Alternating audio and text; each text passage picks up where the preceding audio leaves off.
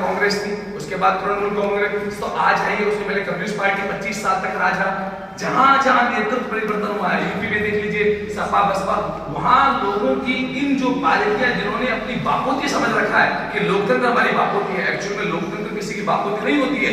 आज इस देश का नागरिक, प्रत्येक नागरिक, उसकी जिम्मेदारी है कि वो अपनी जिम्मेदारी को निभाए। और मैं तो कह रहा हूं कि हम अपनी जिम्मेदारी को निभा रहे हैं। We are the taxpayer. आज कामा की जनता है। आज मैं माइनॉरिटी की बात करता हूं। कई लोग कहते हैं कि माइनॉरिटी की बात आपकी पार्टी करती है। नहीं जरा, हमारी पार्टी 36 बिरादरी की बात करती है। माइनॉरिटी की बात करने वाला इस देश के अंदर आजादी के बाद से अब तक कोई नहीं है। माइनॉरिटी को सिर्फ ये लोग एक मान के चलिए एक डबल डोज का है। मैं आपको बताता हूँ मदरसा पैराडाइज में क्या काम था। 98 के घोषणा पत्र में वर्तमान तत्कालीन मुख्यमंत्री अशोक गहलोत का स्टैंड था कि मदरसा पैरा टीचर्स को नियमित करेंगे। आज तक पिछले 2 साल से आंदोलन हो रहे हैं। शहीद स्मारक पे आप देखिए लोग 4-4 महीने आंदोलन किया, आज तक उसका रिजल्ट नहीं है। मैं बात करता हूँ संविदा कर्मियों की, विद्यार्थी मित्रों की, क्या काम हो रहा है। एक बार हम कह रहे हैं, कामा विधानसभा क्षेत्र की जनता से कह रहे हैं कि एक बार अपने मौका देके देखिए, हम असेंबली के अंदर आपकी आवाज को उठाकर सरकार को मजबूर कर देंगे कि ये जो लोग हैं जिनकी समस्याएं हैं, और एजुकेशन हो चाहे स्वास्थ्य हो चाहे शिक्षा, कोई चीज हो, मैं कह रहा हूं हमारी पार्टी का इतिहास रहा, आप देखिए क्रांतिकारी पार्टी है, क्रांतिकारी लोग हैं। और जब तक इस नेतृत्व में क्रांतिकारी लोग नहीं आएंगे दोस्त, परिवर्तन नहीं होना है। मैं मानता हूं मीडिया की कोई गलती नहीं, मीडिया चौथा स्तंभ है, आप अपनी जिम्मेदारी निभा रहे हैं, कोई बड़ी बात नहीं। आपके सामने कोई भी पार्टी रिप्रेजेंट करे, प्रेस कॉन्फ्रेंस करे, चाहे बीजेपी हो चाहे कांग्रेस हो, आपकी जिम्मेदारी है उसको सुनना, उनके सवाल, उनसे सवाल करना, वो आप कर रहे हैं, बिल्कुल कर सकते हैं। और बताइए आपकी जो समस्या में एज ए पार्टी प्रवक्ता आपसे बात कर रहा हूं, बताइए। 2 बार पंजाब असेंबली विधायक रहे, ठीक है, 2 बार वो हरियाणा और पंजाब में मंत्री भी रहे, बिल्कुल रहे, सांसद भी रहे, बिल्कुल रहे। उन्होंने लखनऊ में डिग्री कॉलेज करवाया और यहाँ के बच्चों को एडमिशन दिलवाया। शिक्षा के क्षेत्र में बहुत काम हुए, लेकिन अब इस समय आबादी को देखो, माइनॉरिटी को देखो, उस हिसाब से काम करने की जरूरत आज बेहतरीन बात है, मैं आपकी बात सहमत हूँ। एक डिग्री कॉलेज बनवाना बहुत अच्छी बात है, नेता की जिम्मेदारी बनती है। लेकिन मुझे आज बताइए कि आज ये बात, आप जो डिग्री कॉलेज की बात कर रहे हैं, काफी पुरानी बात है, आज की बात नहीं है। आज के समय हमारी बड़ी बहन जाहिदा जी की क्या जिम्मेदारी बनती है। मैं माइनॉरिटी की बात नहीं कर रहा हूँ, लोकतंत्र में सब समान है, माइनॉरिटी सेम है। हम अपने वोट का प्रयोग करते हैं, सरकार को चुनते हैं, लेकिन जब सरकार बन जाती है, उन सरकार के चुने हुए नुमाइंदों की जिम्मेदारी क्या है।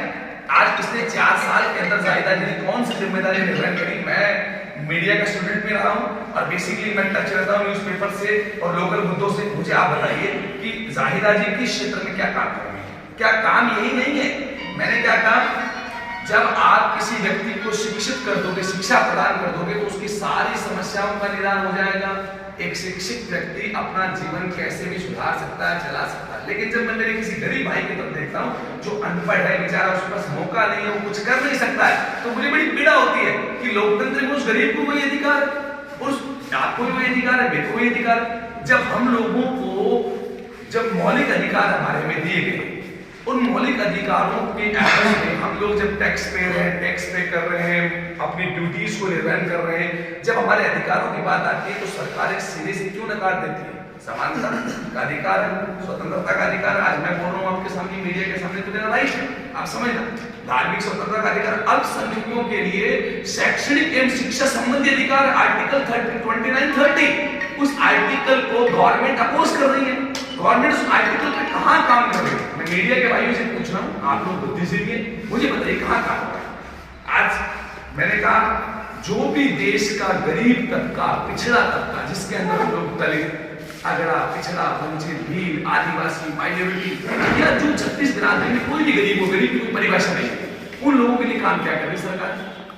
जब हमारे पास हम आकलन करेंगे तो हमें पता लगेगा कि सब काम कुछ नहीं हो रहा, सिर्फ घोषणाएं हो रही है। ये बात तो सही है, जो कांग्रेस सरकार है उसने अनदेखी की है, ये बात तो सही। बिल्कुल। अच्छा, उसी अनदेखी के एवज में आज देश को आजाद हुए 75 साल हो गए। मैं आपसे सवाल करूं, 47 के अंदर इस देश के मुसलमान के पास बिल्कुल सीधा ऑप्शन था कि वो सेकुलर पार्टी को समर्थन करे या मुस्लिम लीग।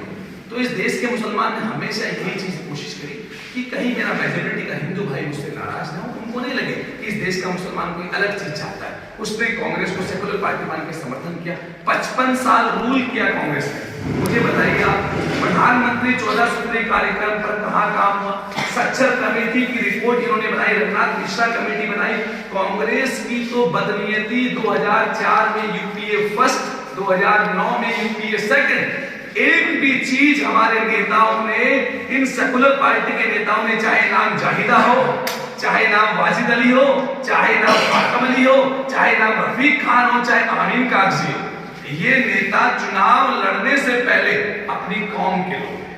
आप समझना, चुनाव जीतने के बाद ये कांग्रेसी, बसपा, सपा, भाजपा के बन जाते हैं। क्या ये जनता जो कामांध है विधानसभा की, मैंने पहले भी कहा, हमारा कोई फंडा नहीं जाति पाति का, कोई हमारे बैरिस्टर असदुद्दीन ओवैसी साहब के मुंह से एक चीज बता दीजिए, हमेशा कहते हैं कि देश के संविधान में जो लिखा है मेरे ये सर पढ़िए। डॉक्टर भीमराव अंबेडकर साहब को शख्सियत तमन, जो उन्होंने इतनी इस देश का इतना सुंदर संविधान बनाया और संविधान की रक्षा के लिए हम लोग खड़े हैं। एक मेंबर ऑफ पार्लियामेंट का आवाज उठा रहा है। मैं गांव के लोगों से पूछना चाहता हूं कि आवाज उठाने के लिए ओवैसी, हर मुद्दे पे ओवैसी, चाहे ट्रिपल तलाक हो, चाहे शरिया का मामला हो, चाहे किसी भी तरह कोई बात क्यों ना हो, आपकी आवाज ओवैसी, वोट के समय कांग्रेसी।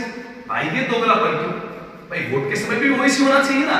जब आप लोकतंत्र में उसको मजबूत करोगे तो आपके अपने आप मजबूत हो जाओगे। आप मजबूत नहीं करोगे तो मेरे मीडिया के भाई इसी तरह सवाल करते रहेंगे।